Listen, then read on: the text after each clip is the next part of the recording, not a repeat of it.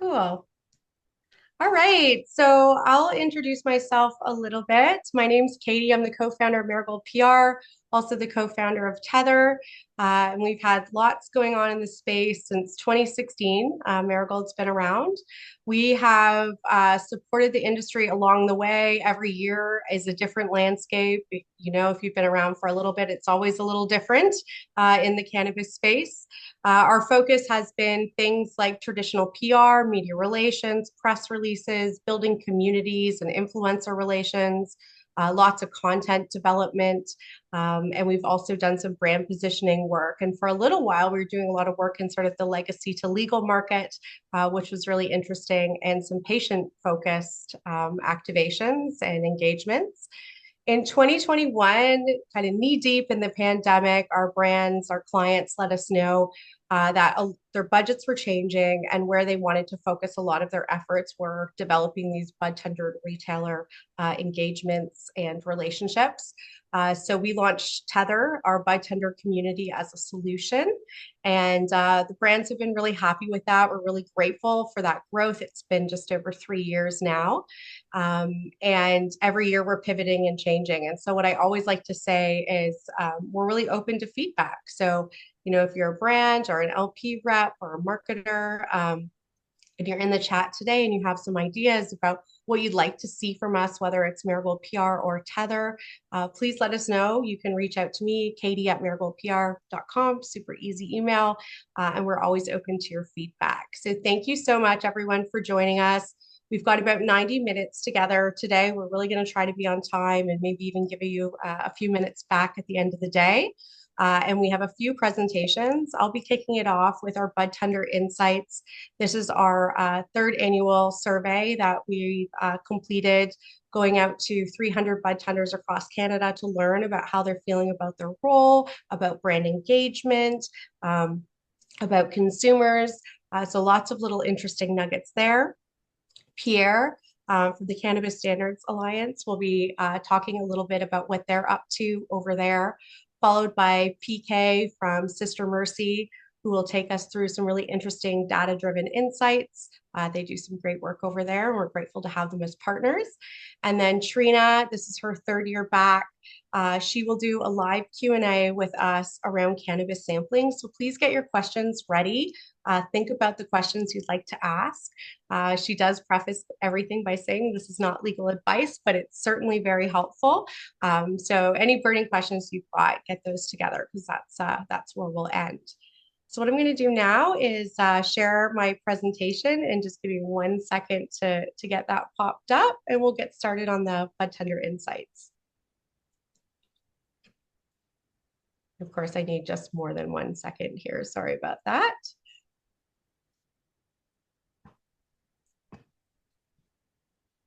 Great. Awesome. So as I mentioned, this is our third year doing this research with our network of Budtenders across Canada. And it's been really helpful for our clients and partners to get a sense of how Budtenders are feeling. Things have evolved, which is really interesting. Some things have remained the same, and there's some sort of tried and true pieces there, but let's go through it together. Tether is the community of 5,500 Budtenders across Canada. We reward and engage Budtenders through events, in-person and virtual sampling opportunities. We do some print activations, direct mail initiatives, and lots of custom campaigns for our brands in order to engage Budtenders in a really great way that actually resonates and makes an impact. A little bit of a save the date. Our next event is our Toronto sampling event coming Feb 4th. That'll be from 6 to 9 at Parkdale Hall. We're really pumped about it. We're just about full. I think we've got one brand spot that's left, but we'd love to see you all there, open to industry and Budtenders alike. And on to our survey. In terms of how we approach it, it's an online survey. We run it every year from September to December. And we this year saw just over 300 Canadian Budtenders respond. Our audience overview, almost 40% of our audience identify as management or decision makers, which is actually really interesting to me in general. When we think about what the term budtender means, we know with so many independent stores, that person is an owner, operator, budtender, buyer. They're wearing basically sort of HR, they're wearing every hat in the store. And so we're attracting a lot of those folks in this survey. 56% based in Ontario, and the rest sort of nears Canada, just over 20% in Alberta, 18% in BC, and the rest is spread out amongst the other provinces. And 65% of our audience identify as women. That's actually remained the same sort of over time. And I do love dispelling myths because at the end of the day, we know that sometimes people think budtenders are really male dominated. That's not necessarily what we're seeing or what our clients are seeing. What we're seeing this year is budtenders continue to become more experienced. There's a lot of conversations about budtenders turning over or leaving the space, but what we're actually seeing is that budtenders are sticking around in larger quantities than they have in years past. And so now 70% of 70% of the budtenders in our network have 3+ years experience, which is wonderful. We're seeing, 35% have worked at 2+ dispensaries, meaning if they are moving around, they're often going to other dispensaries or they're moving on to other careers in cannabis, which we'll touch on in a second. And something I think is quite interesting is people 46+ are actually outpacing those 25 and under in this space. Again, dispelling the myth that the budtender is a really young male figure necessarily. We're definitely seeing it's a lot more diverse than that. And then 18% of budtenders in our network have 5 years experience, which of course that will continue to grow as the years go on. But I think that that's a really interesting nugget that will play out in some of the insights we see throughout. We know that budtenders absolutely love working in cannabis. They tell us, a big reason why they love their job is the community, is the cannabis community. And a nugget here that I always lean on is the number of budtenders that are really looking to grow their career in cannabis. And we know that, a lot of budtenders are moving into sales focus roles, brand ambassador roles. But 36% of the budtenders in our network are currently and actively looking for a role in cannabis. And so that's, amazing. I think that's a huge talent pool that brands have been accessing. But there's sort of a lot more that we could probably be doing with these folks with all of their experience. The top 3 perks that our budtenders are telling us about are sampling, swag, and incentives. You're going to see this come up a lot. Sampling comes up a lot in this survey, but that's sort of the perks that they see against the role. Sales incentives have they sort of fell off a little bit last year and seem to be back. So I think it'd be interesting to know a little bit more about how retailers are conducting those incentives and sort of what's working for the budtenders and what types of brands are contributing. I don't have that information in front of me, but that's sort of a next step for us because I think that that's a really interesting nugget that seems to be resonating and it's on the rise. Only 2% of those surveyed are currently looking for a role outside of cannabis, which really tells us that for most people, becoming a budtender is a stepping stone to more in cannabis and more in the industry versus just a job that they're taking part-time or just doing for now because they happen to need a role, which is a lot of what you see typically in even a part-time retail role. We are definitely not seeing the type of passion that we're seeing with our budtenders across Canada. And this has never changed. The budtenders are passionate, especially the ones that are willing to join a network like Tether, are willing to fill out a survey. We really recognize that we're getting some of the most passionate folks in this mix. But close to 50% tell us they got into the cannabis industry because they're interested in cannabis. 45% tell us that they are a frequent user or an advocate. So they're coming in with a position already on the plant. Very few simply because it was a job opening. And 63% surveyed told us they feel appreciated and recognized in their current role. And this is a new version of a question that we added in based on some feedback from last year. And it'll be interesting to watch how that number evolves. But I really believe that the feeling appreciated and recognized probably fits back in very closely to those perks that they've identified as important things for them, which are those sales incentive swag and sampling.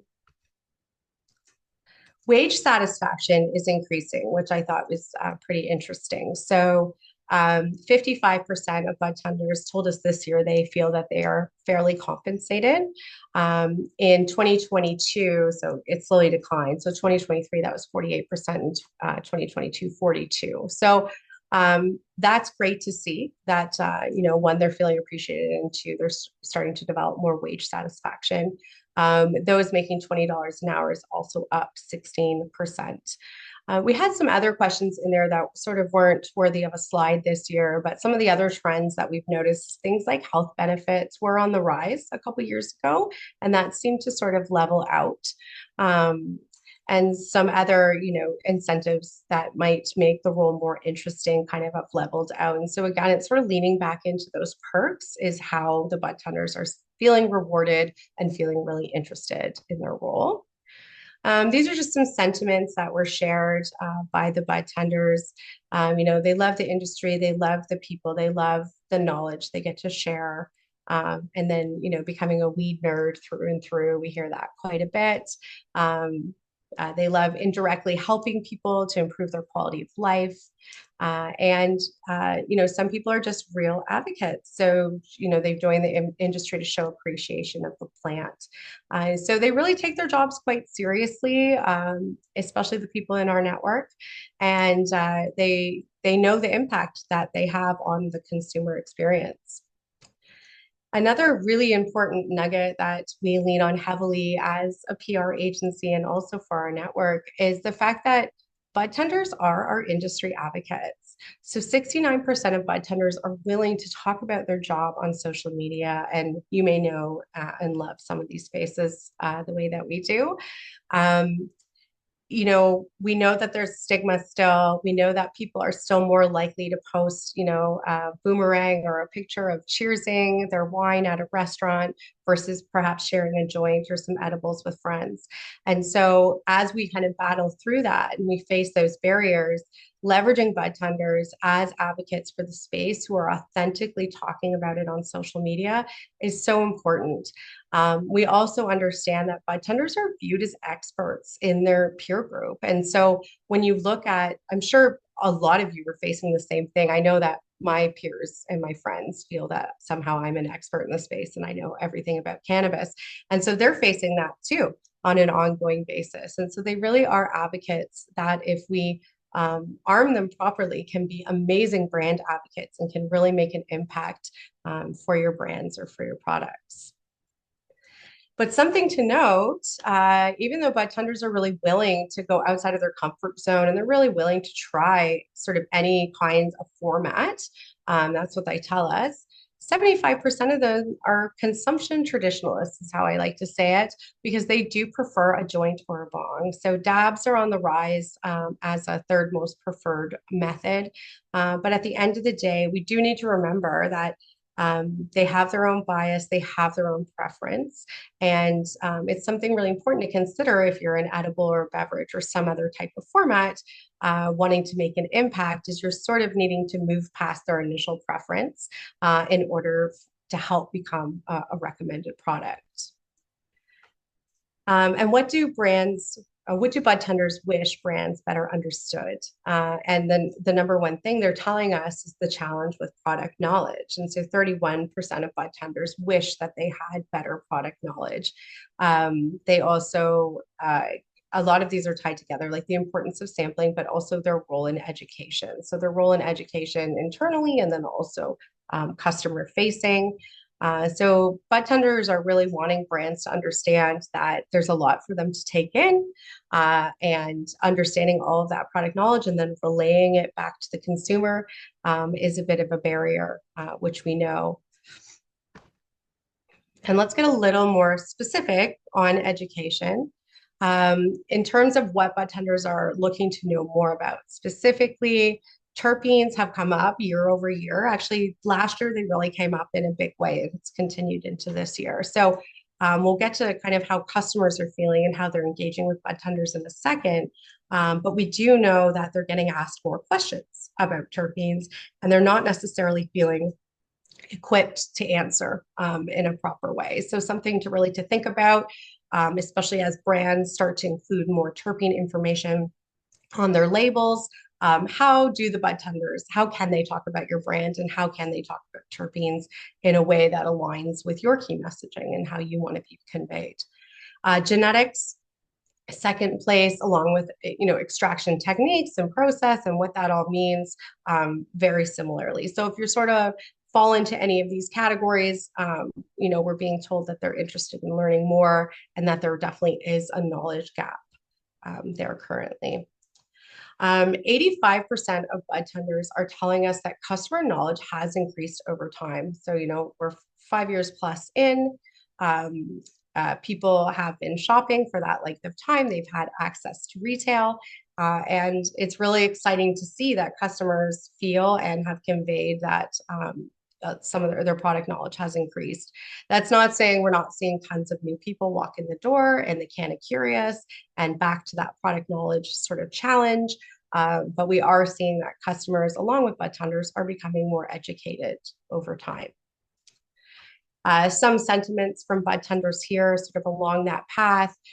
People are finally starting to understand that the highest THC percentage isn't always the best stuff. That's something that we've been talking a lot about as an industry, and maybe we've done it to ourselves, arguably speaking. But that THC isn't necessarily always what customers are looking for, leaning on the need for additional education. Cost-conscious spending habits are evolving. So they're seeing people buying in bulk, though convenience still trumps value. Sort of an interesting nugget there. Again, more sentiments around moving away from high THC and understanding and exploring the world of CBD and other cannabinoids. And then edibles, there were quite a few sentiments around the notion of edibles becoming more common, becoming more of a ritual sort of expense. And drastically improved on taste. And I do think that that's a fair sentiment. I think, a few years ago in the space, in beverages too, we didn't see quite as many kind of delicious opportunities and offers the way that we're seeing today. When we asked about the common questions or concerns that budtenders are receiving from customers, even though we're talking about them becoming more educated and evolving, potency and dosage are still some of the top questions. And so we had actually combined them, potency and dosage, into one question. And so I think we'll separate those out going forward. But you can sort of understand why that would be the question if someone's trying a new format, for example, or if they're moving from one edible brand to another. And so I think the nugget there is around equipping brands, equipping budtenders to be able to talk about products beyond THC levels, but talk about what dosage looks like for them, what potency looks like, how the cannabinoids all work together. But other things that came up, strain selection, which is really also fitting into your story and your brand story. And then terpenes again. So some sort of interesting pieces there. Health and safety also on the map here in the top 5. So something to consider. A couple nuggets on sampling. 100% of those surveyed said sampling helps them make better recommendations. I think that obviously makes a lot of sense. 95% of people tell us it's important for them to try products before they can recommend them to consumers. We do know, again, budtenders prefer joints or bongs. They're really into flower in that way, but they are willing to try all other formats. They are willing to learn more about what you have to offer. So it's just something to consider that sampling is really important, but also sampling beyond their comfort zone is really what's going to help change that bias and help move those conversations forward. We asked after sampling, what impacts your decision to engage with a brand? So as a budtender or retailer, you've received a sample. And so now what impacts your next steps? And quality of product far and beyond was the number one thing that Budtenders told us. So they need to personally view that product as a quality product in order to initiate some sort of relationship with the brand that they received along the way. Um, and sales representatives also do come up. They come up here and they come up a little bit further that Budtenders and retailers really do find that relationship with that brand rep to be important, and they enjoy cultivating that relationship. So what do you think brands could do to improve their relationship with budtenders? And I'm sort of repeating myself here with some of the same data, but sampling, number one, and also store visits. I know there's been a lot of dialogue around when to do store visits, how stores want store visits. Do they want them scheduled? Do they want them just to pop in? I talked to some stores in Toronto that tell me they receive in one day 12 to 15 brand reps coming in the store, which actually seems wild. Like, how are you supposed to have all of those conversations in one day and then talk to other stores that barely see anyone, just based on their location or based on that environment? And so what they're really asking for is they're asking for more sampling opportunities. They're asking for store visits in a lesser way, but still notable. They're looking for PK sessions and personalized communication. And 60% of those surveys say in person are the best ways to communicate with them. So for brands, marketers, sales reps, everyone kind of figuring out your plan, they want to see you, they want to get to know you, they want you in store. But something to remember is that we're still figuring out how all the stores want to approach it. They all have a very unique approach. Some are interested in pop-ins, some want scheduled visits. And then we actually have some stores that are not interested in visits at all, and they want you to book everything with the manager specifically. So I know the sales reps and the brand ambassadors are doing a really good job out there.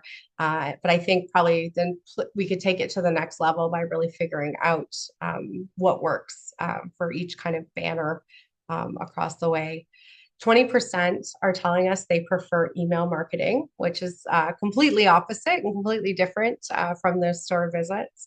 But it is the full mix that's important in terms of your communication, because I always like to remind everyone the Budtenders we survey are a part of our network. And if you're interested in becoming part of a Budtender network, you have a little bit more passion, I think, than the general person who might just be popping into the industry. This is definitely a passionate bunch that we're working with. I think this part is probably one of the most important takeaways for me, is that Budtenders make recommendations based on the sum of all parts of a marketing plan. We're looking at the stats here. Quality of product for sure is on there, but if you look at how everything else is broken out, brand reputation, they're telling us, is even more important than sampling. This is always the way surveys work. What people say and what they do sometimes are slightly different things. So while we heard sampling is the most important piece off the hop, they're also telling us brand reputation really matters. And so that's well beyond just sampling to budtenders. That's creating a brand, a data-driven brand, which PK will talk about later today. But that's about, going well beyond just that one interaction. And then the relationships with reps comes up as a really important factor. So my recommendation is, when you're looking to develop a marketing plan, you really need to think of all of these elements. I love how people used to always say, good weed sells itself. Well, sure. Step one, quality of product, for sure. That is step one. But driving brand awareness, creating a brand reputation that resonates, developing a sampling program and engaging with budtenders across the country, and staffing up in a way with reps that are resonating with budtenders. These are some of the key elements that it really takes to build a brand in the budtenders' eyes, who we know is key for recommendations and for putting your product in front of consumers. And one of my last slides here is, what are the top 5 ways budtenders want to learn about products? We know all sorts of ways that we can try to bring them into the fold and get them educated, but this is what they're telling us: sampling, brand ambassadors, online research, which also includes the OCS. Budtenders are quite active looking up information in Ontario specifically on the OCS.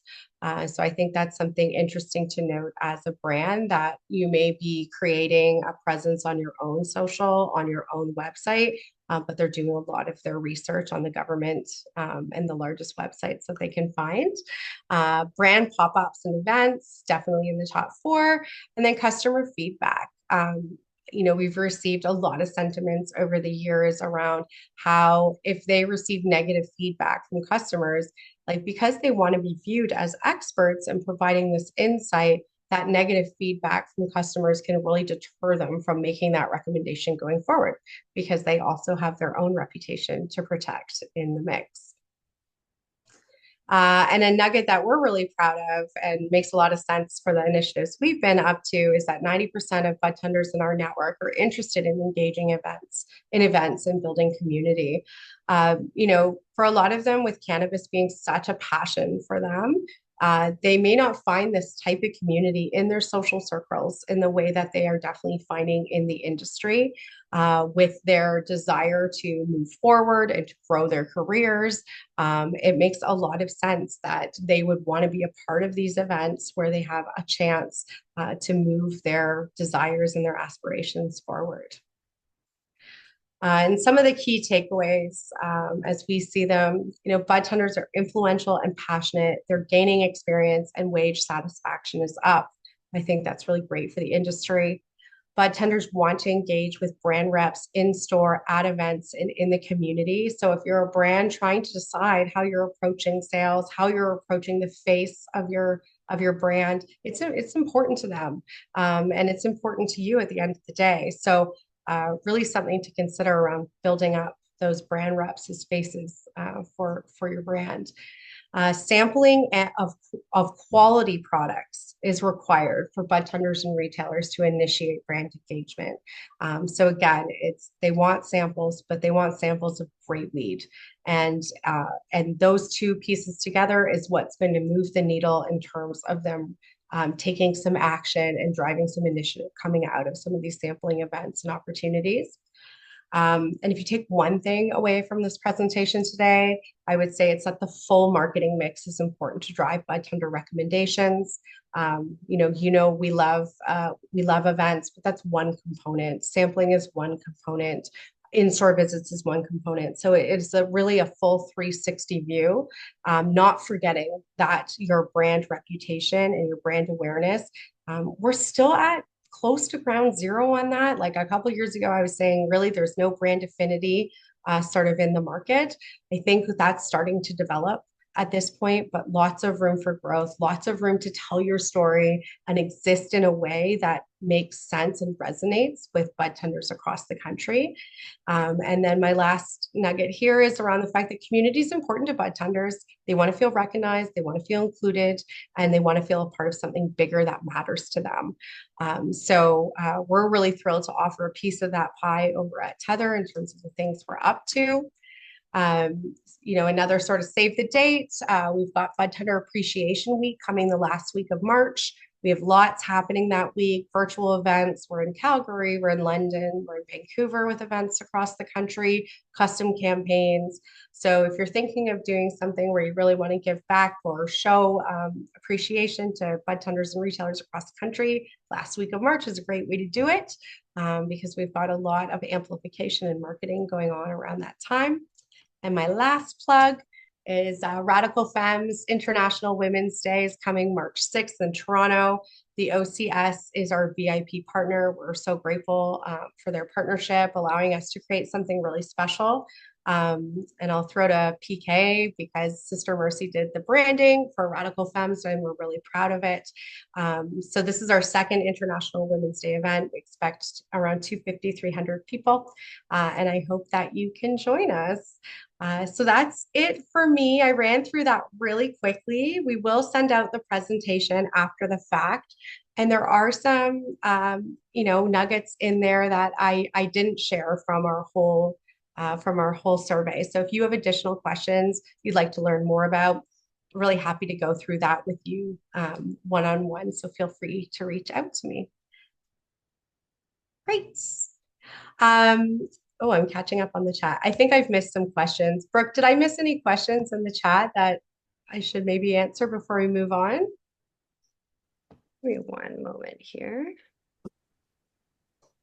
Ashley was asking, where do we seek out solid career advancement advice as a Oh, yeah, that's a great question. There's a couple recruitment agencies in the space. White Ash, I'd actually say, we've even noticed some of our job postings we've put up, they've had some candidates they've put through. I think they do a really great job. StratCan also will do a roundup of job postings in the space. They're BC based, but they talk about Canada overall. So those are sort of the two that I'd recommend.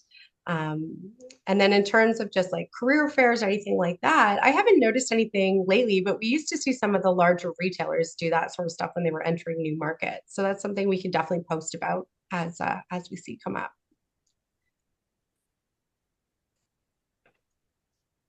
Oh, that's so great. Jacob from Galaxy Brands here in the chat says White Ash did so much for me, highly recommend. So we'll we'll let those guys know we've given them a shout out today. They do some really great work. Awesome. Okay, so I'm going to throw to Pierre. Brooke's going to get us all set up. Hi, Pierre. Hi, Katie. Thanks for joining us today. Thanks for having me. I feel really privileged to be invited to speak to your community. I'm really looking forward to what I promise will be the next 10 minutes. We told Pierre he had to stick to a schedule, but I bought us like 2 minutes here, so there we go. Thanks so much. Awesome. So we'll get you to share your We screen all when you're. appreciate you, brother. You're good. Thank you, Dustin. I just lost the share button. Of course you did. Uh, no. Okay, hold on. Oh, someone asked about recording. Definitely, we'll send out a recording. We have a couple little edits to make ahead of setting, but yes, for sure, we'll get that out to you.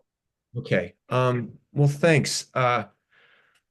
Really appreciated the survey, Katie, hearing about Budtenders and their interest in quality, their thoughts and need for information and help around extraction methods and terpenes, and look forward to sort of touching on how we might be able to help solve some of those. So um, I'm here to, next 10 minutes, maybe even 5, talk to you about how standards can help brands, budtenders, dispensaries signal quality to consumers.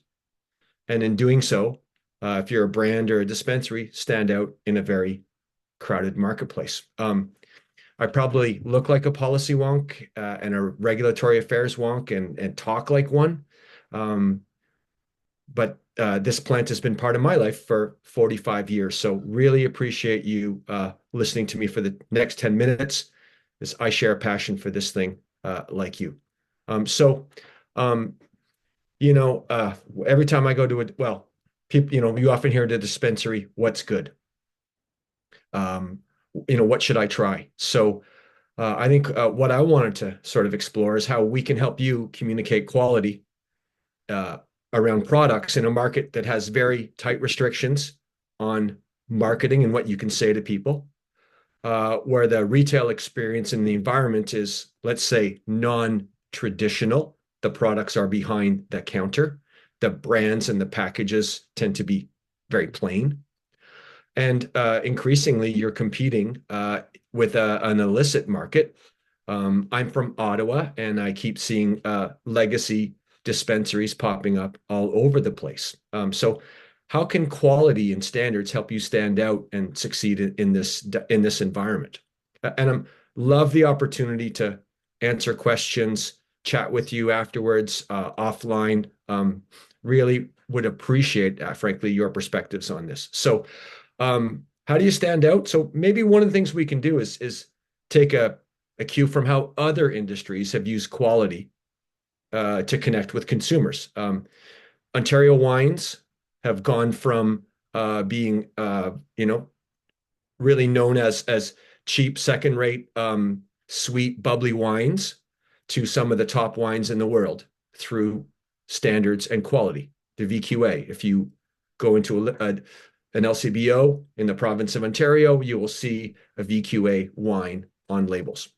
In the seafood industry, sustainable seafood is communicated to consumers through standards around sustainable fishing practices or fisheries practices and certification against standards. We do it in organic, and we've done it in computing.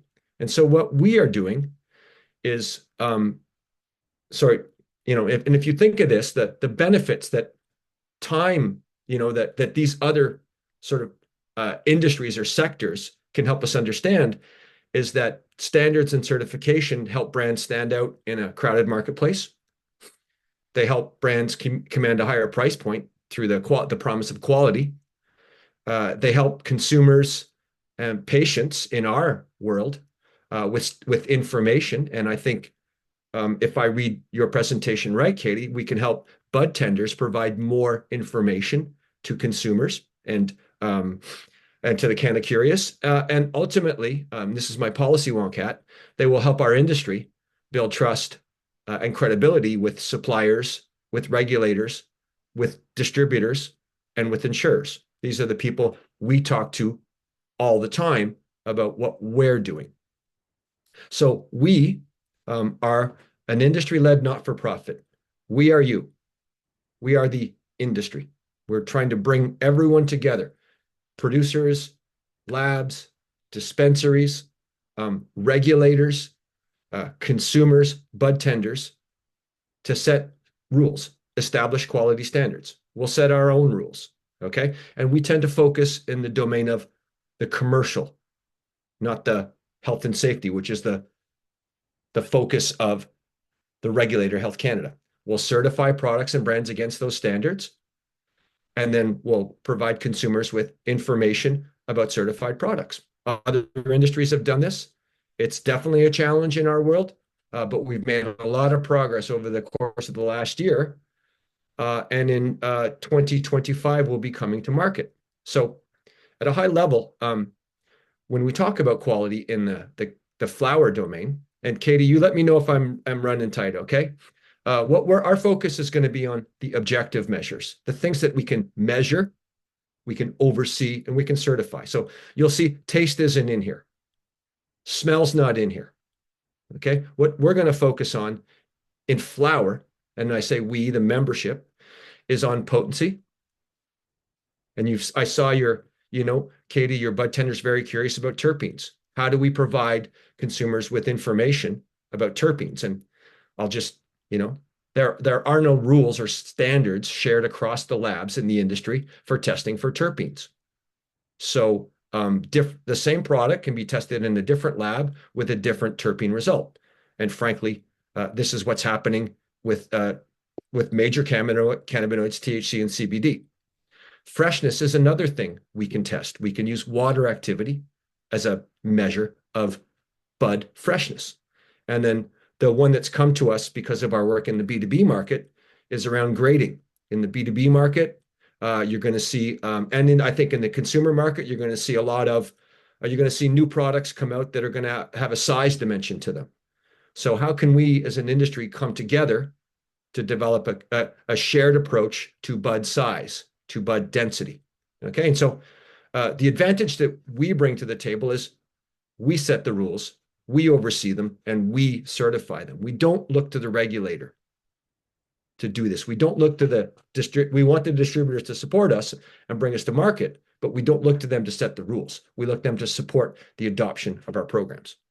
Here's the road we're on. So our first focus is on cannabinoid potency in THC in flower. And frankly, I wish we would have started off in extracts, and I'll talk a bit about that later, but this is the hardest one to crack. So we have, and the problem or the challenge, and I did say I was a bit of a wonk, apologies, is on the LP side, how samples are prepared for testing, and on the lab side, how samples are prepared for testing. So we're going to standardize those, agree to a shared way to do this. We're going to develop an oversight scheme to make sure that people follow the rules The challenge is not in the rules. The challenge is in the compliance. And then we're going to certify products against these, and we're going to launch them in the medical channel. And why, we'd love to launch these in the adult use channel. But why we're going to focus on the medical channel is something that our industry controls the medical marketplaces. So our vendors can basically provide an option for products to be certified. And we believe that this is critically important when you're using cannabis as a medicine. Katie, your survey talked about dosage. In order to get consistent dosage, you have to have reliable measures of THC, CBD, terpenes, and minor cannabinoids in products. So in 2025, you're going to see us try and get in to the adult use market. And we believe that our vehicle to get there is in the medical channel. So we're making good progress. We've been at this for over a year. It doesn't end with potency in THC flower. One of the things that I noticed in your presentation, Katie, was Budtenders looking for help around extracts, the extraction methods. Our fancy word for this is nomenclature. What is live resin? What is live rosin? How are these different? Okay, one. What is a full spectrum product? What is a blended product? And what is a distillate product? So we have someone just, it was my birthday last week, and someone got me a vape with diamonds and sauce. So what I think standards can help us do is provide better education to consumers about these products, can ensure that, people claiming a higher price point are actually providing a product like a full spectrum extract is actually a full spectrum extract and not a distillate or a blended product. And then providing more information around the composition of these things. So, hey, I was talking to PK, who you're going to hear about in a couple of minutes, and God, what a great lineup. You got so many smart people here today, Katie. He's in a dispensary last week, and a customer is really mad about the quality of a pre-roll. And the dispensary is like, well, this isn't our issue. It's the manufacturer's issue. Well, regardless of whose issue it is, standards around the quality of a pre-roll can help ensure that situation doesn't happen. When you think about it, the last one I'll talk about, the definition of craft. Right now, from our understanding, is it's the OCS, the Ontario Cannabis Store, has come up and said craft is a function of the size of your facility. And you talk to a cultivator, and they'll tell you there's a lot more to craft than the size of your facility. So we have the chance, and we are coming together to set our own rules and provide better information to consumers and help our brands stand out in a very crowded marketplace. Who's on board? Okay, we got labs, we got LPs, we got suppliers, we got vape hardware manufacturers, we got facilities and equipment makers. We're so grateful to have Tether and Sister Mercy. No coincidence we showed up here today. Thanks, Katie. So we're really proud of the community we're trying to bring together. And we would love to find a way, and we are actively looking for a way to work more closely with Budtenders. Many of our members would relish the opportunity to talk to Budtenders. That question about how do we get reliable career advice around the transition from a Budtender into the industry. I'm going to focus on helping answer that question and provide opportunities for Budtenders to engage with producers, labs, and suppliers. I'm coming up to the end, I promise, Katie. Oh, I'm done. Love to hear from you. Love to get you involved. Thank you so much, Marigold and team, for this opportunity. And really, I want to preserve everyone's time. I'd welcome the chance to have any conversations with everybody.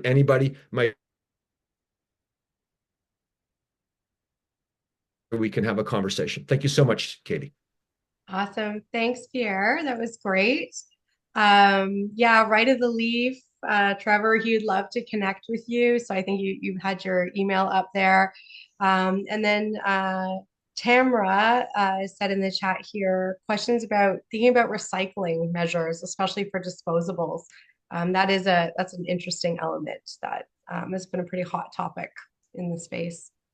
Yeah, we are again, there's another issue that could be standardized and supported. And we, as in, we are the membership. So if the membership says, we'd like to build I call them a working group that is going to focus on developing a sustainability standard so that we can communicate this to consumers, bring it on. Awesome. Thank you so much. Awesome. Okay. I'm so proud of us. Look at us being on time. Uh, it hardly ever happens. So we've got PK, we've got Paul here from Sister Mercy. Sister Mercy's longtime friends of Marigold. They do some amazing work, and we've been so grateful to partner with them back and forth on projects as they come up. And so, welcome, Paul. Are you ready for your presentation? Born ready. Born ready. Okay, I'm going to share my deck. And thanks for having me again, Katie. We're all in the same Slack. Katie's in our Slack. That's how close we are. So, just let me, okay. Always setting up on Zoom when you never use Zoom is always problematic. Oh, Well, you that's guys why get I've to been see doing. this, right? Like, Yeah. okay, good. Yeah, that's why I use Google Hangs all the time. So here we go. All right, so I'm here to talk about unlocking cannabis growth with consumer data. I'm going to set a timer because I'm verbose. And by all means, hit me up with questions. Let me tell you about myself just so the information I give you has some credibility, I guess. So I am a co-founder of Sister Mercy. Sister Mercy is a strategy-led creative agency. We are now operating out of Toronto, Chicago, and Montreal, specializing in developing and launching cannabis brands, both domestically and now internationally. So we've been really lucky over the last few years of having the ability to bring some American brands or help with the American brands coming into Canada and helping them Canadianize their assets so they're compliant and so that they understand the nuances of our extremely weird and dynamic cannabis market. But increasingly now, we're really excited about this. We're getting a lot of opportunity where because we're operating out of Chicago, it's opened up a nice pipeline down to the Illinois market, which is a way in for some Canadian brands. So we've been able to start helping some brands kind of go south of the border as well as kind of cannabis starts to open up uh, globally, I guess. Uh, it's just a bit more about us. You may not know us, but you may have seen our work. So here's some of the brands that we've worked with since 2019, which is when we opened. Uh, Two things you've seen today: Radical Femmes, Cannabis Standards Alliance of Canada. We helped on the branding and the strategic positioning and some of those other things. But a lot of brands that you know and love have come through our shop. I saw someone in the chat from Galaxy Brands, so hi, we've never met, but Galaxy, the name came out of my brain. It's fast fact. It's a reference to the Galaxy 500, an indie rock band from the late 80s. So most people don't know that. It's always fun to share those kinds of insights. But that's not why I'm here. Just a little bit more. This is us. We are the reigning agency of the year from the Clio Cannabis Awards in the US. And we will be the last because they're not doing it anymore. So we'll be forever the agency of the year from the Clios, which is fun. So let's talk about data. Let's talk about consumers. A little extra background about me is before I got into marketing and advertising, I was a sociology professor. And the first kind of half of my career was spent as I taught at University of Lethbridge, University of Calgary, and I did my PhD work out of University of Calgary, so I'm Alberta based for a long time, although now I'm in Hamilton, Ontario.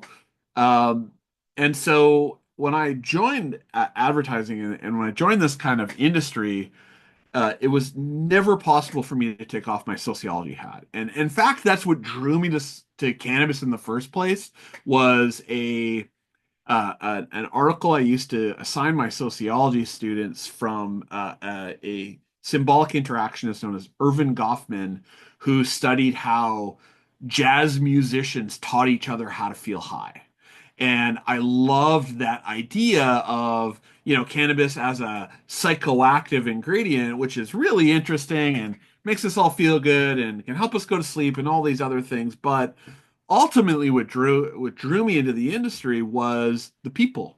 And like, I was at Ben Kaplan's book event last night and surrounded by energy and people still, after all these years of setbacks and billions of dollars lost and all that other garbage, is all of these people are still here trying to do cool things, is trying to build businesses, trying to do it the right way and all these other things. So often when we are starting our marketing plans, whether you're a retail or if you're merchandising or if you are at an LP or a brand, on and on and on, um, one of the first questions that we have is actually like, what are people looking for when they shop for weed? So it's actually the $1 million question. And the good news is there's lots of research on that. So, for example, Jennifer Donen has done a lot of amazing research in this category. There's actually now a Journal of Cannabis Research that is talking about this kind of stuff. This is readily available, right? And what you learn after you read it, for all of those who have been in the industry for a while, is the stuff we already know, right? Price drives demand, quality is paramount, hence the need for CSAC and the need for, going back to Katie, your insight around Budtenders and brand reputation. Quality, as we know, is a key driver of reputation. And one of the first questions we ask ourselves when evaluating the validity of a new brand is it any good? What's the quality like? As Pierre was saying, it's like you go into a dispensary, the first question you ask is, what's new, what's good, what's hot, what are you smoking, like all these other things. All of those are quality questions. And then we also know about the root of administration preferences. So what do you like? You like, indica or sativa or hybrid, or are you you need edibles or need oils or do you need soft gels? You need flowers. We got it all now, right? And so basically, based on your preferences and your price, how sensitive you are to price, all these other things, uh, that should add up to yada yada yada. I'm buying brand X or product Y, right? Jennifer, in another study, this is actually a really good paper, drivers of purchase decisions for cannabis products among consumers in a legalized market, a qualitative study. I'm a qualitative researcher. I love qualitative research. You can find this on Google Scholar. It's free to read. And really interesting qualitative being interviews and talking to people and observing behavior. And what Jennifer Donen noted in this study, again, another Jennifer Donen paper, I'd recommend reading everything she's put out. Price remains critical. Quality is defined by the people in her study as safety, compliance with regulations, and product effectiveness, with experienced users often perceiving unlicensed products as superior. That comes up often in the research, is the reason why people like to go to the unregulated market is not because it's not only about price. It's this perception of authenticity, and it's the perception of, illegal weed sucks. Like, that's, if you've read any online conversation with strangers from Reddit or Twitter or wherever else over the last 5 years, there's always somebody who's got a pipe up and goes, well, actually, legal weed sucks. And I'll tell you, I just spent right before the fires, I spent the last bit of December in California, and I spent like $200 or $300 on weed, and I don't think I got high once.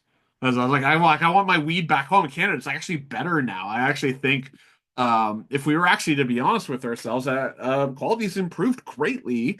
We still have a lot of problems to solve, as Pierre's pointing out, in a lot of different micro issues. But overall, the trend is up, and I think overall, as a Canadian, I can feel proud of the quality of cannabis. If anyone's gone to Detroit and bought like a cheap steezy joint knows that that's not good weed.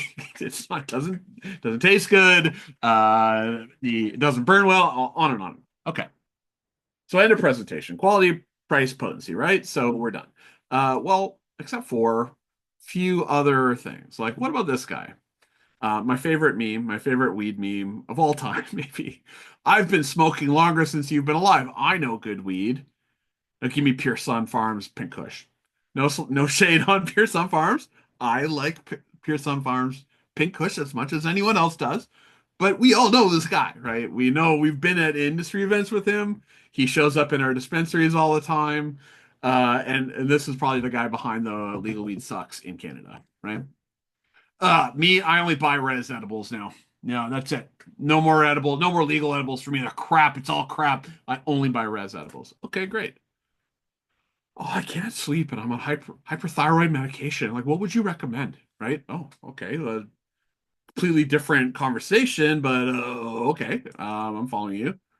Hey, I tried this one brand this one time. I think the packaging was black. Do you guys have it? Okay, well, Katie, to your point, a lot of people don't know what the brands are yet, right?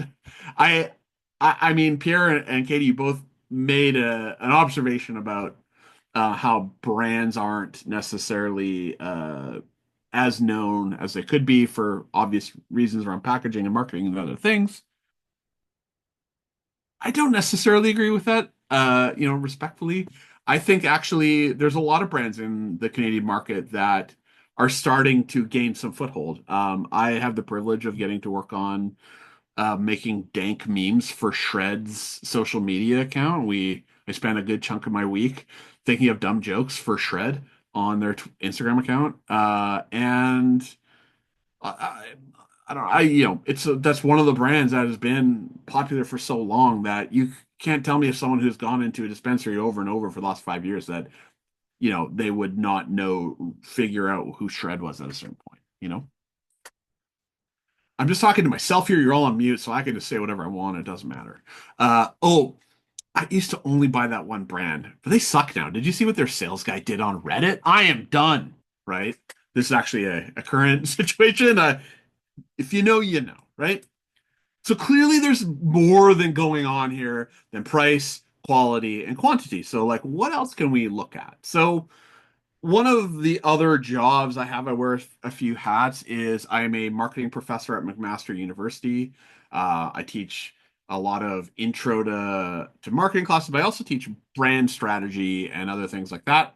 I'm teaching tonight after this session. So, and one of the first things you learn if you've done any marketing classes, and for some of you, this is going to be painfully obvious, and you're all off camera on mute anyway. So now's the time. If you don't want to hear about this part, I'm going to actually get to some real new research to show you in a minute, but just to kind of set the table so we're all on the same page. When we're looking at a market, there are three things that I say strategically we have to start with. The first is the idea of segmenting your market, dividing that market into smaller groups based on shared traits. I'm going to talk in another slide coming up about what some of those traits are.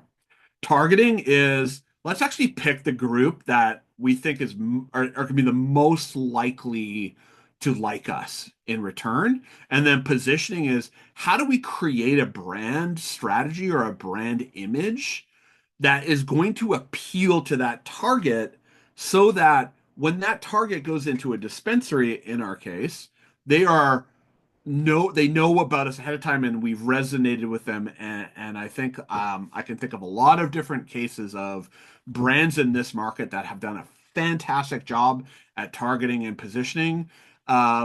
It doesn't always work out. So, for example, I think of the Ghost Drops brand and the Ghost Drops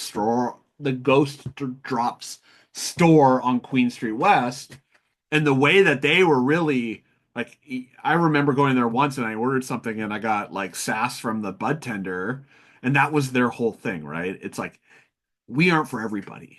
You got to be a true head to smoke here. And unfortunately, that's a more niche proposition. And I think ultimately, the kind of more friendly mass stores on Queen probably outperformed, even if they did a very good job at saying, we're not going to play the mass game here. There's value buds down the street. We're for someone who wants a little bit more. That's an example of targeting and positioning, the way that they built risers outside of their store so you could buy and then go outside and smoke and hang out, right?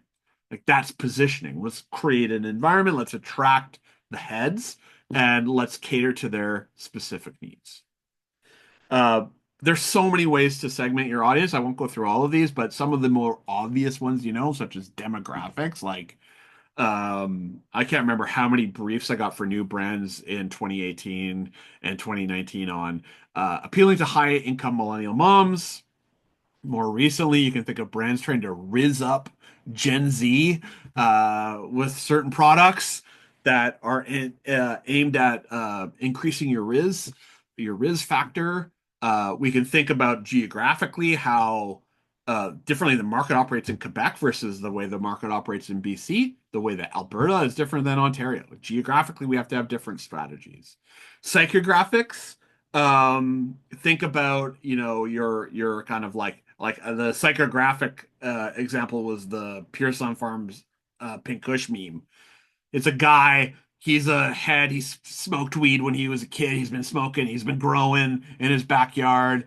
His buddy went to jail. All of these. He put himself through school. There's like a psychographic lifestyle attribute to it. Think about your granola crunchers, your people who are like hard workers, but they get blazed only on the weekend. There are different profiles. Needs are occasion based, which are I just need to sleep tonight. That's an occasion based. And then behavioral, which is based on customer behavior, such as purchase habits, frequency, brand loyalty, and other things like that.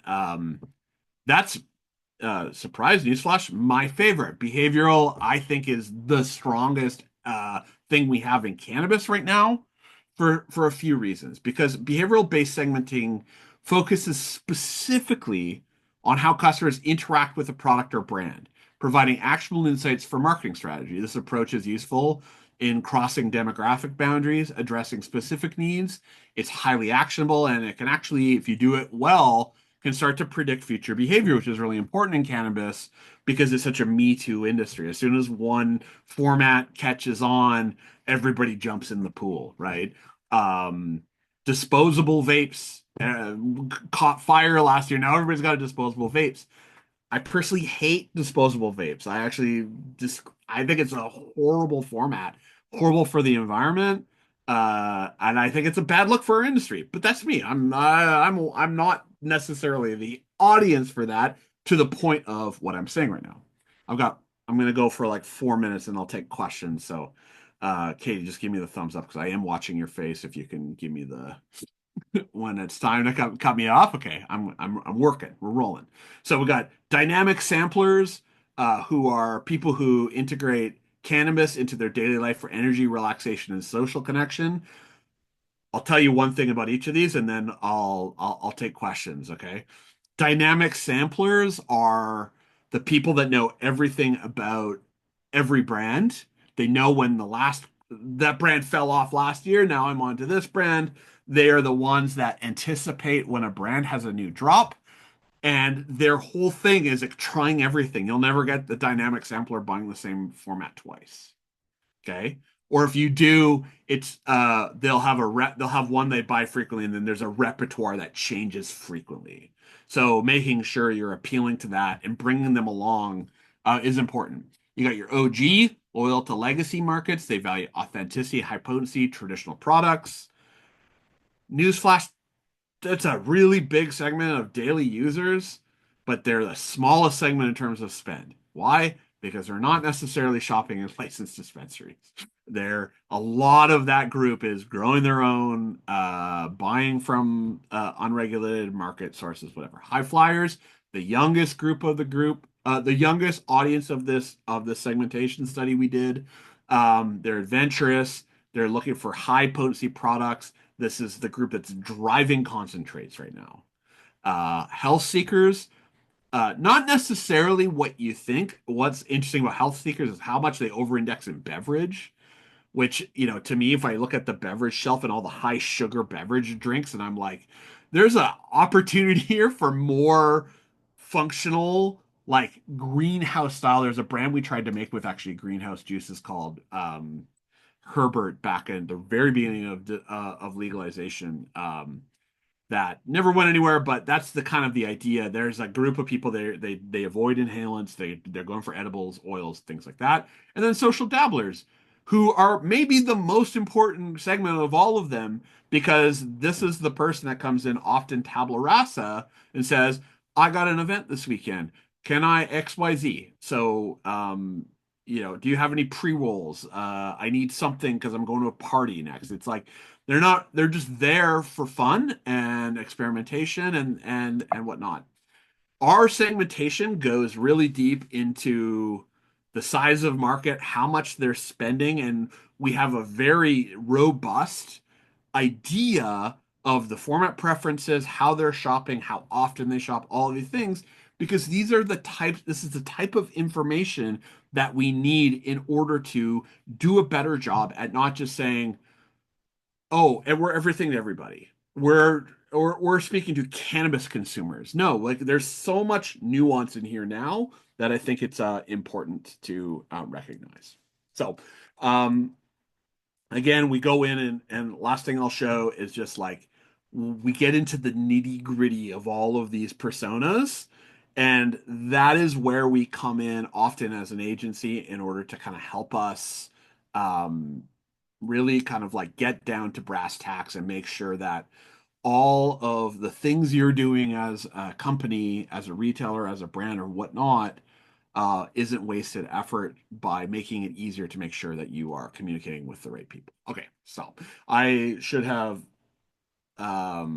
given myself less slides, and I'm sorry, but again, I'm verbose, so thank you for hearing me out.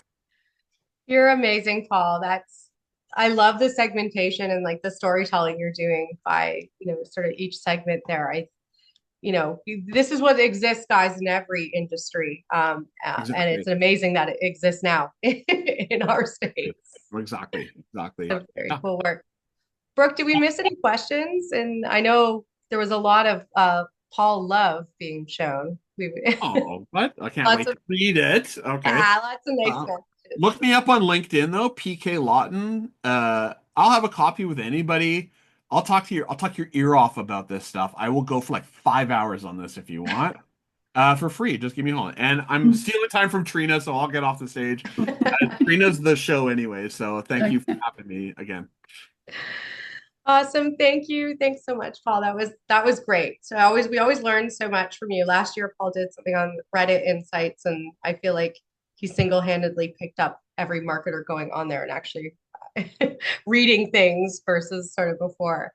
But welcome, Trina. How are you? I'm just pulling up some questions. How are you doing, Trina? How is everything going with your work in the cannabis space these days? Am I supposed to pretend it's all roses and sunshine, or do you want the actual truth? Actually, it's rough going out there, Katie. It's rough going. I'm not gonna lie. It's tough times for a lot of businesses in this industry. So yeah, no shortage of work for me, but it's hard to see everybody struggling. Yeah. So a lot of your work, like we talked about how if anyone's been in this space for any length of time, every year has looked a little different. So what's this year looking like for you in your predictions? I mean, it's a lot for me personally. Again, this is not necessarily representative of the industry as a whole, but the nature of my practice is I'm seeing more and more on the transactional side where insolvency proceedings, distress sales, just really desperation financing maneuvers, really just trying to hang on and hang in there. And and listen, lots of compliance stuff too. So, we still have an industry that is growing and so it's not going away, but and so there's still lots of questions and lots of gray areas on the compliance side, but yeah, this is not a business for the faint of heart for sure. For sure. And we're grateful for people like you that understand all this compliance stuff so we can ask you about it and you can help us understand because, I guess that's somewhere to start. Like A lot of people find the regulations murky and a little bit difficult to read and really understand what's like fact and what the true kind of guidelines are. And what's your impression of that? Well, this industry is just crazy with misinformation. There's so many like rumors circulating of stuff that is just patently untrue that I do a lot of myth busting in my practice where clients come to me and swear to me that, they have it from a good source that Health Canada said you can do blah blah blah and it's I mean it's kind of it's almost humorous sometimes some of the stories that come back to me with things that people full-chestedly believe are accurate. But for sure, the regulations and legislation itself is intentionally vague sometimes, and that's why there is so much grayness. But it's a combination of, these regulators writing regulations for industries they don't yet really know or understand, aren't really sure what they're going to ultimately look like. And so they want to build in as much flexibility as they can to kind of figure it out as they go along and try to not be too prescriptive in a way that actually creates glaring loopholes that they didn't intend. So that grayness, as I say, is intentional, but it leaves industry in a position where we're trying to like muddle through and figure things out on our own until we get to the point where we have a little more certainty from a regulator who actually takes a more definitive position on a particular issue. So we have seen that in many cases, things that we didn't know 5 years ago, as far as is this allowed or is this not allowed, we know now. And we also have regulators evolving their position on things. So samples, like B2B samples, producer to retailer product samples, are a good example of that, because everybody was doing it, but the belief was that it was not compliant, and most provinces at that point didn't specifically allow for it. And it's really been in the past 2 years that we've seen an explicit acknowledgement by, more than half the provinces and territories that, yeah, you can do B2B product sampling in our jurisdiction, subject to the rules that we set about it, which are different in every province, of course. Of course, that makes it so simple. Right, because we have this multi-jurisdictional kind of multi-layer of government regulatory scheme for cannabis where you have to look federally, you have to look provincially, you even have to look municipally in many cases. Great. So I have a few questions here that were submitted prior to our chat. If anyone has any questions, you can add them to the chat and we'll do our best to get there. So I'll just sort of start with the first one here. So someone had asked us if there are any legal implications if sampled product is shared beyond the intended recipient. Okay, so when you say intended recipient, I'm going to assume you don't mean a budtender, because I think it's assumed that if sampling's permitted, then kind of a retailer sharing it with their employees is permitted. But a budtender, for example, getting a sample from their store manager and then handing it off to a friend, I'm going to assume that's kind of what we're talking about. Like, for sure you can't sell it, and the retailer can't sell it. We know that for absolute, for sure. And, we do have adult sharing in Canada with cannabis where, adults can just give each other, certain amounts of cannabis free, just gratuitously without, fear of any sort of legal consequence. However, when you are a budtender who's receiving a sample, remember that you're essentially receiving it as a representative of that retailer. This is a business to business sharing of cannabis. And so, the purpose of that permitted sharing is to allow you, the budtender, to learn about the product, to experience the product, and to be able to speak intelligently about the product when, customers come in and ask you questions about it. It's not to give to your friends. So it's kind of defeating the purpose at that. So certainly that's not what's intended. So like my technical legal lawyer answer would be like, no, that's not what is intended by samples. I'm sure if you asked any province, that permits sampling, they would say, no, you can't do that. But obviously that's, I know, I'm sure it happens. I'm sure, I don't really think it's that big of a deal. Technically, is that permitted? No. So is there technically a legal consequence to that? Arguably, that's a retailer improperly giving a sample to a consumer, right? Which is a big no-no. So I would not suggest that anybody be doing that. I think if you're a retailer that receives samples and doles them out to your employees for testing purposes, I would suggest you probably have a policy that says, hey, these are for you only, and you're allowed to have them because you work at a cannabis retail store, but you're not allowed to pass them on to anybody else, and do your best to prevent that from happening. Mm-hmm. That said, I don't think it's the biggest deal in the world either. Yeah.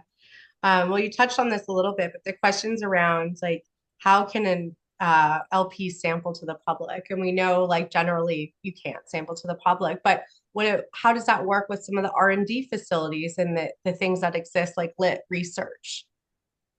Yeah, so I mean, sampling is just a no at a federal level. So it doesn't even matter province to province. It's just a no. You can't give away cannabis and you can't give away cannabis accessories without consideration, to consumers, not talking about these B2B examples. So what are the workarounds? We've seen some very consumption lounge-y type venues opening, and it is with the use of a research license. And so that is a whole other kettle of fish that you could have a research project structured in a way where your participants are receiving cannabis without paying for it, and but that has to be within the context of a research license and the scope of a research protocol that's been approved under that license, which would probably involve some sort of screening to make sure that you qualify as a participant, and it would probably involve some sort of question answering or monitoring to achieve the intended outcome of the research. So there would be some other strings attached to it, but yeah, that would be another possibility. Okay. Question here, with tight restrictions around sampling for retailers, are LPs better off sending samples directly to individuals rather than companies? Are there legal implications doing that? Well, again, like you don't have the ability to send something to a bud tender as a member of the public. You can only send something to a bud tender as an employee of a retailer. So really, whether you're sending it to the store or to a bud tender's house or to a venue of an industry event, it is a distribution of cannabis to a retailer. So you have to then look at the provincial requirements, because some provinces are cool with you shipping it directly to a bud tender at their home and some are not. So Saskatchewan, for example, says has to be delivered in the store. Alberta says has to be delivered in an age-gated environment. So, so it could be an industry event, but arguably not just sent in the mail. So, that this is where Newfoundland says explicitly, sure, cool, we have no problem with you shipping it to them at their home address. That's fine. So this is one of these things that varies on a province to province basis. Well, and you produce an amazing memo every year that helps sort of understand that landscape. Yeah, it's due for an update. It needs an update. So once I get around to that in the next month or so, hopefully I'll post it on LinkedIn. I had previously just distributed it basically to clients, but I think I'm gonna just open it up for the world to see, because I get so many questions on these rules constantly. Well, Eric just posted, he's like, love the Trina Fraser memo. I think you've built like a reputation around your sampling memo. Well, it's not information that you can get like handily in one place, so that's why, and because I get asked about it so much, I thought I should invest the time in trying to assemble all this federal and provincial sets of rules in one place that people can refer to. Yes, it's so helpful. And there's like 20 million more questions that come out of it, but it's a really great starting place to understand. Okay, so here's a question. Are there risks of legal penalties if a brand unintentionally creates an appearance of favoritism or inducement through its sampling initiatives? I think that keyword is inducement through the sampling. Yeah, that this is the one of the fuzzy lines in the grayness that we have been talking about, is where exactly is the dividing line between education and inducement, because the purpose of samples is supposed to be to educate retailers and their employees about the product, but not to induce them to treat that product favorably. And it's where exactly do you cross from one side to the other? Who knows? But Yeah, there is legal consequence. Like some provinces like Ontario actually make so it's part of the registrar standards as a retailer that you can't accept an inducement, but it's also an offense on the part of the producer if they offer or give an inducement in Ontario. It actually is a chargeable offense. So there can be legal consequences to inducement. I'm not aware of like anybody being charged under that provision, and when would they ever be? I have a hard time imagining it will ever be used. Um, Frankly, the in Ontario, the AGCO doesn't really seem to care much about sampling.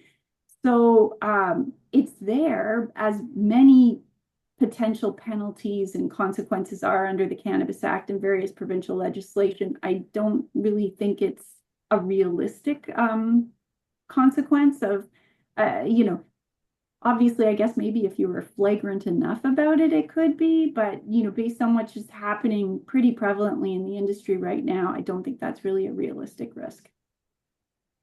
Thank you. I know the answer to this one, but I'm going to ask it anyways.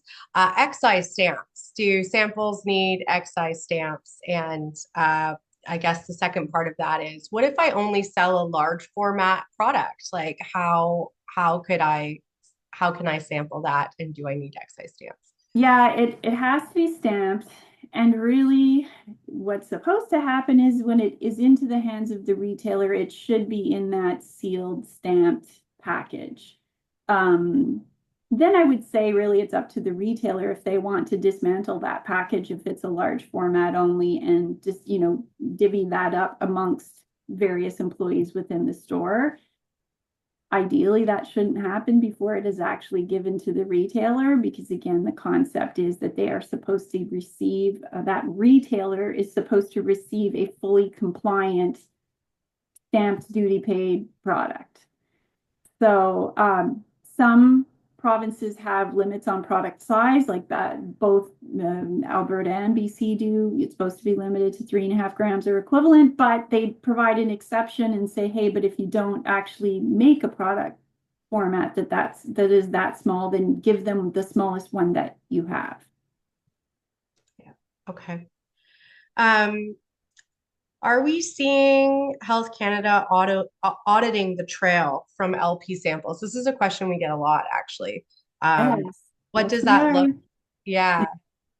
We are definitely, especially this issue of the use of intermediaries taking product samples from producer facility to retailer. We've seen a lot of service offerings popping up since the ability to do sampling in many provinces has become acknowledged.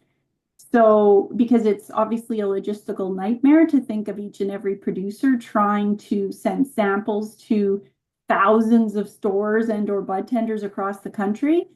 And I think the concern on Health Canada's part is that product not be stored by any intermediaries providing these services at an unlicensed site.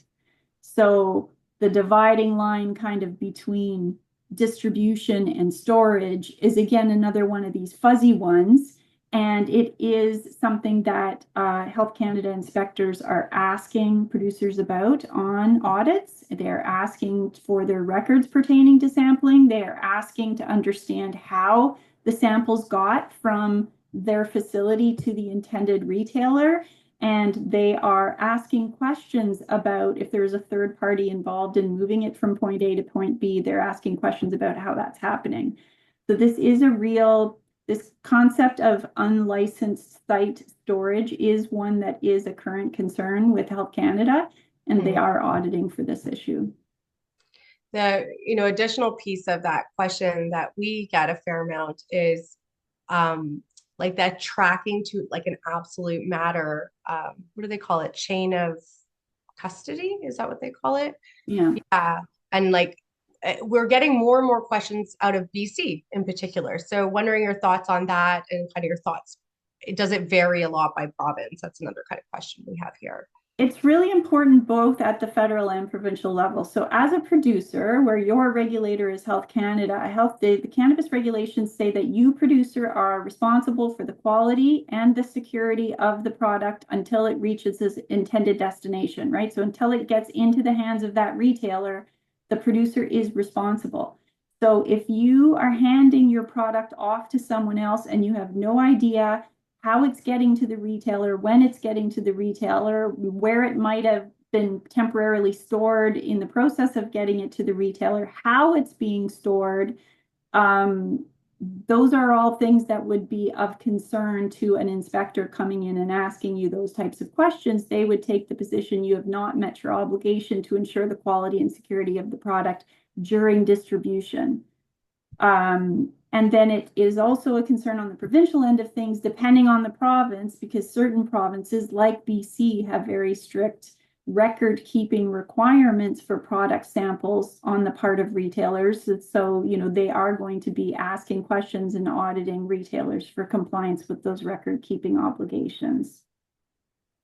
Interesting. And so the record keeping is a retailer responsibility versus an LP responsibility? It can be depending on what province you're talking about, right? So like Saskatchewan also has, I believe, a monthly reporting requirement for product samples. Now, in that case, you're only allowed to deliver samples to the store, so it gets a little bit easier to track and manage. But if you're in a province that has record-keeping requirements where they also say, but you can distribute samples at an industry event, you can see how it can very quickly become difficult, if not unmanageable, to try to track and record those, just every single one of those sample distributions. And I think there's probably a lot of technical non-compliance that's going on in that regard right now. And I guess it remains to be seen how strictly those things are going to be enforced. But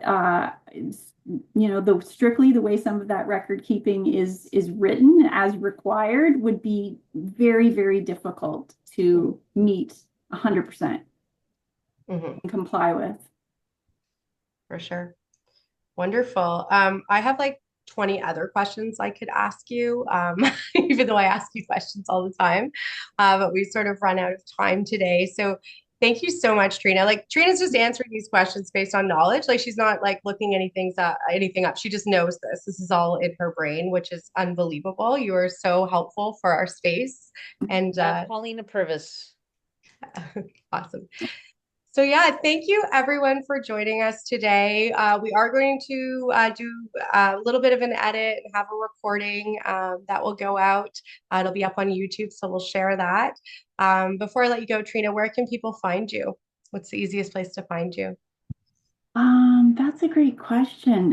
Listen, you can always find me at my website, which is brazzoseller.com, but social media wise, probably LinkedIn is the best place. I've sadly given up on the thing that used to be, we formerly called Twitter. So, and I don't know, I have a Blue Sky account, but I'm like, I think I forgot the password and like, I don't even know how to get into my account anymore. So I don't know, where is everybody these days? I find like there's a lot happening on a lot more on LinkedIn than anywhere else. So that's probably the best place to find me these days. For sure. Paul, you're on Blue Sky. Is it a good time over there? So LinkedIn. You know what? It's fine. There is a good cannabis community there, though, on Blue Sky that's starting to grow. And there's a lot of the people that you would have known from the Twitter days. So, yeah, I don't know. It's a little better. Yeah. Yeah. Well, great. We'll let everyone get back to their day. Thank you so much for joining us. You know how to find us all if you have more questions. Always appreciate your time. And we've got lots of events and fun activations coming up. We hope to see you at, and have a wonderful day. Thanks, everyone.